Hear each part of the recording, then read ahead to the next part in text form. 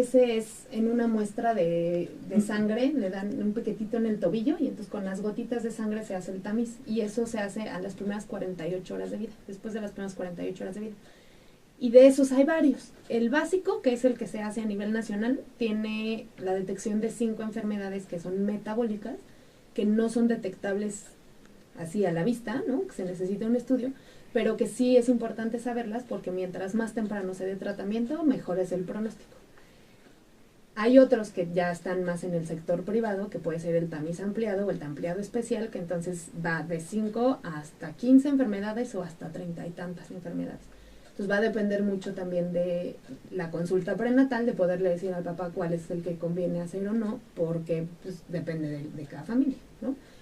Hay tamiz auditivo para saber si el bebé escucha o no escucha, porque del nacimiento todos van a llorar, oigan o no oigan, porque es un instinto. Y entonces, ¿cómo sabemos si escuchan o no escuchan? Pues la mejor manera es hacerles un tamiz y ver que el oído funcione bien. Y el tercero es el tamiz cardiológico. A pesar de que se pueden hacer diagnóstico de problemas cardíacos prenatal, hay otro tipo de tamiz que se llama el tamiz cardiológico que detecta un poco cardiopatías graves al nacimiento, que pueden no dar síntomas en los primeros 2-3 días y que empiezan a manifestarse después. Cardiopatías o enfermedades del corazón. Enfermedades del corazón, exacto. Yo tengo una gran duda. Hace unos años hicimos internado en un hospital lejano a la Ciudad de México y yo recuerdo que cuando éramos internos atendíamos a los bebés y en ese momento les tomábamos una prueba en 3 circulitos del cordón umbilical. Ese es el tamiz metabólico. Ese es el metabólico. Ese es el metabólico. El cordón umbilical finalmente es sangre del bebé, ¿no?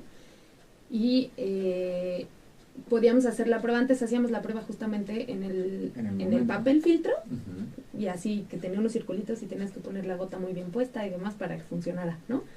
Ahora lo hacemos a las 48 horas, para que no haya, aunque sea sangre del bebé, hay de madre. Hay hormonas maternas, hay niveles de glucosa materno en el cordón umbilical, entonces lo mejor es esperar 48 horas que el bebé regularice sus propios niveles y entonces el estudio sea mucho más confiable. Generalmente, la palabra tamizaje o screening, pues depende del nivel cultural y el gusto, es lo mismo, ¿no? Es lo mismo. Pero sabemos que el embarazo es una situación dinámica, una situación donde un día puedes tener tu bebé con una frecuencia cardíaca totalmente normal, y una mamá con una presión arterial normal, que es lo que tú más haces, Ricardo, y en 48 horas desencadenarse alguna patología, ya sea materna o fetal, llámese de líquido amniótico o llámese de depresión, sobre todo en las últimas, después de la semana 20 del embarazo. ¿En qué momento? Y bueno, por tamizaje o screening nunca vamos a parar, siempre va a haber algo que buscar. Pero idealmente una pediatra cardióloga, ¿en qué momento recomienda el primer punto de revisión o screening en un bebé?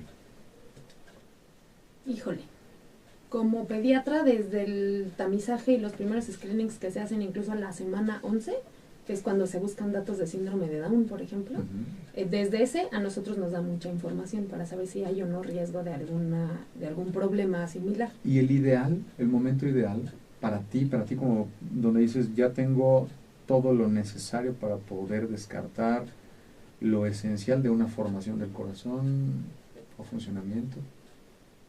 Híjole,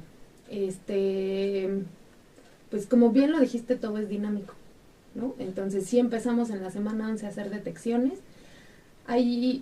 los estudios conocidos es el ultrasonido estructural, en donde un ginecólogo materno fetal puede revisar la estructura como tal de órganos y sistemas en el periodo prenatal. Pero hablando de corazón, sí tiene digamos que una especificidad, es decir, la mitad de los casos las detectan y la otra mitad no. Entonces, ¿cómo hacer para detectar más problemas de corazón? Hay un estudio especial que se llama ecocardiograma fetal. Ese tiene que ser realizado exclusivamente por un cardiólogo fetal. Y según la literatura, lo mejor es empezar a la semana 18 en adelante, De la 18 a la 22 es el momento ideal para hacer detección de alteraciones. Ahora, no quiere decir que después de la 22 no se pueda, ¿no? También se puede valorar. Idealmente sería el punto, ¿no? Ajá. Ok, 18 a 22. Exacto. Que justamente concuerda con el ultrasonido estructural. Más o menos, exacto. Que son las semanas que más o menos digamos que son tenemos estudios complementarios, ¿no? Así Tratando de incrementar un poquito la detección de alteraciones del corazón en la mayor cantidad de niños posibles.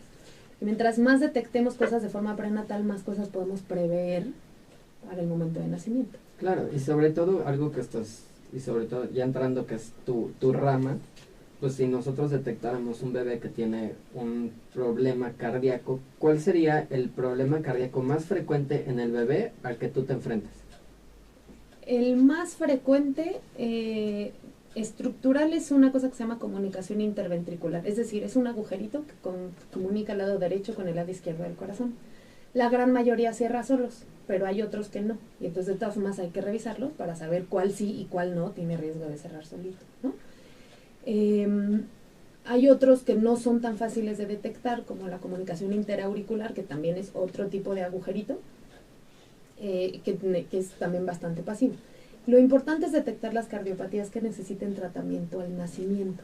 ¿Por qué? Porque pues, si nace en un hospital que no tiene una sala de cuidados intensivos adecuada para el recién nacido y tiene un problema cardíaco grave, pues puede ser bastante complicado para la familia y el traslado, y entonces inclusive puede llegar a tener complicaciones graves.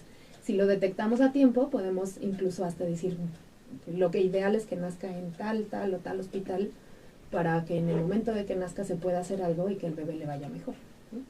Yo te voy a platicar de una situación, o te voy a comentar como un padre que va a lo mejor a tener un bebé y que le explicas, usted pudiera hacerse estas pruebas, se aconseja hacerlos, pero como todo mexicano tendemos a decir, pues si puedo no la hago.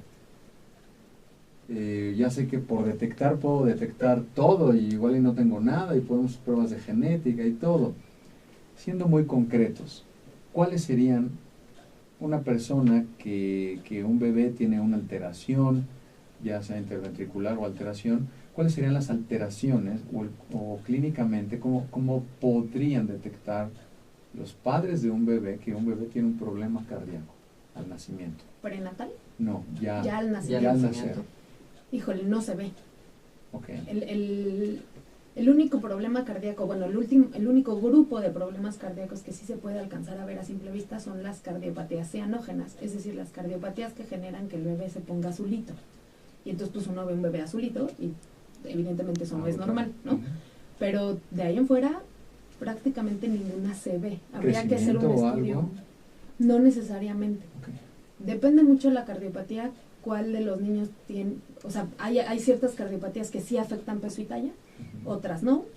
Algunas son, te digo, la coloración, algunas están asociadas a ciertos síndromes, entonces podemos ver caritas de síndrome de Down y sospechar que tienen algo, o caritas de otra cosa que se llama síndrome de Dick-George y también sospechar algo, pero ahí, a ciencia cierta, para saber que hay un problema de corazón, se necesita escuchar un soplo, que es un ruido cardíaco que normalmente lo escucha un pediatra o un médico en general, o hacer estudios de extensión.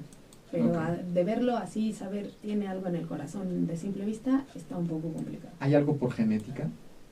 Sí, normalmente cuando hay algún familiar de primera línea con algún problema cardíaco, aumenta el riesgo 4 veces de que otro familiar lo pueda tener.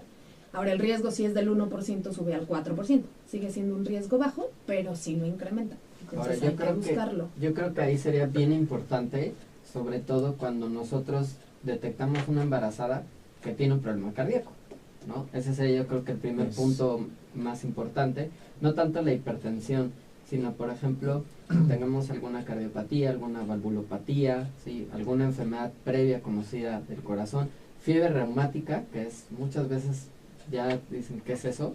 Solamente que les dicen en la infancia que tuvieron muchas enfermedades de gripas o que se quedaron con dolor de hueso, etcétera, pero nunca tuvieron un seguimiento, por ejemplo, de corazón.